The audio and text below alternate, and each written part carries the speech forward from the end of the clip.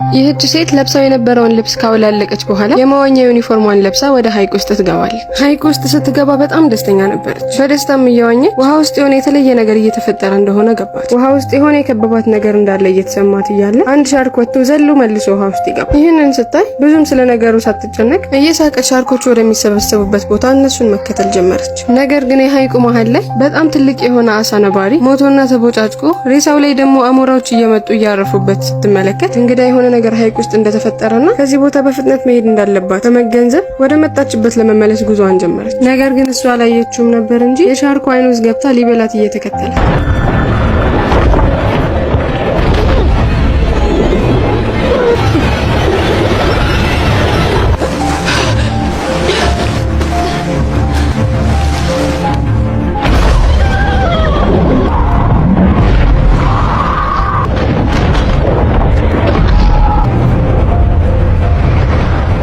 ከሰመጠችበት ውቅያኖስ ገና አንገቷን እንዳወጣች ወደ ግራ ቀኝ በምትመለከትበት ጊዜ ዋኝታ ወደ መጣችበት ቦታ መመለስ እንደማትችል ይገባል። በዚህም ጊዜ በሻርኩ ሳትበላ ለመቆየት ትልቁ አሳ ነባሪ ላይ መሰቀል እንደሆነ ይገባትና ያላትን አቅምና ፍጥነት በሙሉ ተጠቅማ እንደምንም ብላ አሳ ነባሪው ላይ ትሰቀላለች። እግሯ በከፍተኛ ሁኔታ እየደማ ስትመለከተው ከእግሯ የሚፈሰው ደም ሻርኮቹን እንዳይጠራ በመስጋት ባገኘችው ገመድ ጥብቅ አርጋ ታስሯል። ቀጥላም ቀና ስታይ ባህር ዳሩ ላይ የሚንቀሳቀስ መኪና ስታይ ተስፋዋ ድጋሜ ለመልምና አቅሟን አሰባስባ ለእርዳታ ደርሱላት መጮህ ጀመረች። ባለመኪናውም መኪናውን በሚያቆምበት ጊዜ እርዳታ ጥሪዋን ሰምቶ ያቆመ መስሏት ገና ደስታዋን ሳትጨርስ እዛ አካባቢ ላይ የቀሩ እቃዎችን ሰብስቦ መኪናውን አስነስቶ ጥሏት ሄደ። ነገሮቹን በጣም ሲባባሱ ሻርኩ መጥቶ እስከተቀመጠችበት አሳ ነባሪ ድረስ ይገለብጣቸዋል።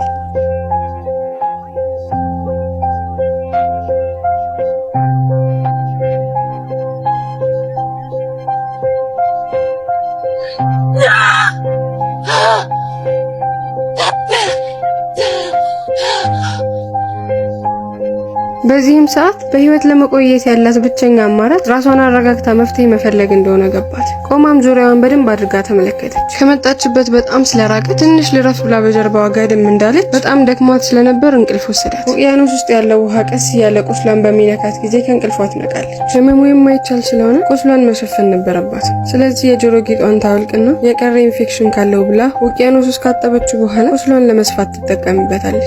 ነገር ግን ያለማደንዘዣ እግር መስፋት በጣም ከባድ ነበርና ህመሙን ስላልቻለችው ጃኬቷን አውልቃ በደንብ ጥብቅ አድርጋ እግሯን ታስረዋለች። በዚህም ጊዜ ስሜቱ ከህመሙ ጋር ተደባልቆ ወደ መጣችበት ቦታ እንዴት እንደምትመለስ ግራ ገብቷል። ያላት አማራጭ እዛው ተጠቅልሎ መቀመጥ ነበርና ሚያድነኝ ነገር ከመጣ ብላ እዛው ቁጭ ብላ ትጠብቅ ጀመር። እዛው ቁጭ እንዳለች ይመሻል። እየመሸም ሲመጣ ብርዱ እየባሰ ነበርና በሙቀት ውስጥ ለመቆየት እግሯ ላይ አስራው የነበረውን ጃኬት አውጥታ ትለብሰዋለች። ነገር ግን እስካሁን የእግሯ ቁርጠት እንደተከፈተ ነበር። ስለዚህ የእሱንም ህመም ስላልቻለች ከጃኬቷ ትቆርጥና መልሳ እግሯን ታስርበት። ሰዓቱ እየሄደ ሲመጣ አሁንም ልራፍ ብላ በጀርባዋ ትንሽ እንደተንጋለለች ሳታስበው እንቅልፍ ይወስዳታል።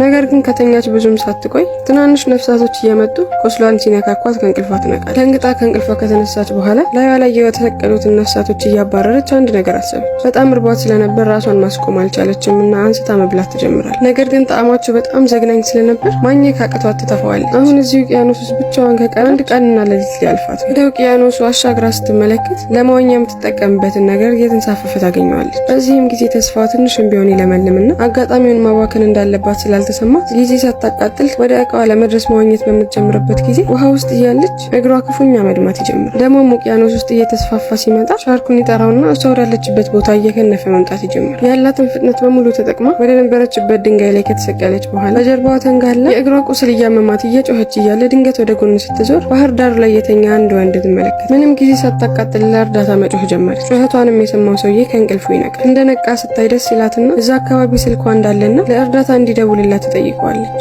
እሱም ቦርሳዋን በርብሮ ስልኳን ካገኘ በኋላ ቦርሳ ውስጥ ያሉትን ንብረቶች ወደ ኪሱ ከከተተ በኋላ ቻው ብሎ ጥሏት መሄድ ይጀምራል። እየተራመደም እያለ ወደ ውቅያኖሱ ሲመለከት ለመዋኘት የምትጠቀምበትን እቃ ያየውና ይህንንማ መስረቅ አለብኝ ብሎ ወደ ውቅያኖሱ ሲያመራ የሚባሉ ሻርኮች አሉ እያለች ለማስጠንቀቅ ብትሞክርም ድምጿ በደንብ እየተሰማው ስላልነበር ችላ ብሏት እየዋኘ መግባት ይጀምራል። እቃዋን አግኝተው በሰላም እየተመለሰ እያለ ሻርኮቹ ያገኙትና ይበላሉታል። እንደምንም ራሱን አስመልጦ ወደ ባህር ዳሩ ሲመለስ ግማሽ አካሉ ብቻ ነበር ይቀር። ይህንንም ዘግናኝ ነገር ነገር ናንሲ ስትመለከት አፏን ይዛ ደርቃ ከመቅረት ውጪ ምንም ማድረግ የምትችለው ነገር አለ። በቀጣይ ቀን እንደሷ ሁለት የሚዋኙ ሰዎችን ውቅያኖስ ውስጥ ስትመለከት ጉሮሯን እስከሚያማት ድረስ ተመለሱ እያለች መጮህ ጀመረ። ነገር ግን በእሷና በሰዎቹ መካከል ያለው ርቀት ከፍተኛ ከመሆኑና ከአውሎ ንፋሱም ጋር ተደማምሮ ድምጿ ሊሰማቸው አልቻለም እና የሚያደርጉትን ነገር መቀጠል ጀመረ። ድንገት ሻርኩ ይወጣና አንዱን ዋናተኛ ይውጠዋል። እዚህም ጊዜ አብሮት የነበረው ጓደኛ ባየው ነገር በጣም ይደነግጥና ልጅቷ ወዳለችበት ድንጋይ ራሱን ለማትረፍ በተቻለው ፍጥነት መዋኘት ይጀምራል።